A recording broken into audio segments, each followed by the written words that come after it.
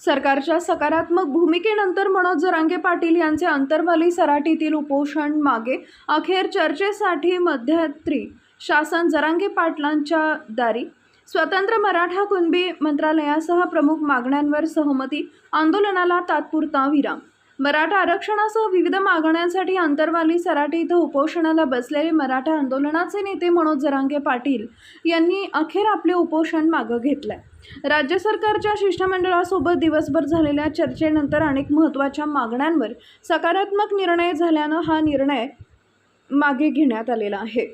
रणरणत्या उन्हात एक दिवसीय उपोषण करत जरांगे पाटील यांनी सरकारवर दबाव वाढवला होता। शनिवारी दिवसभर चर्चेच्या अनेक फेऱ्या पार पडल्या। रात्री उशिरापर्यंत सरकारचे प्रतिनिधी आणि जरांगे पाटील यांच्या अभ्यासकांमध्ये सविस्तर चर्चा झाली।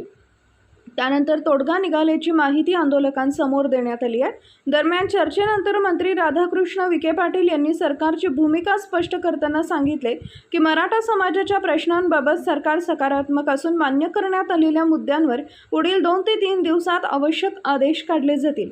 मनोज जरांगे पाटील यांच्या उपोषणाला सध्या विराम मिळाला असला तरी सरकारने दिलेल्या आश्वासनांची अंमलबजावणी कितपत होते यावर आंदोलनाची पुढील दिशा ठरणार असल्याचं आंदोलकांकडून स्पष्ट करण्यात आलं आहे।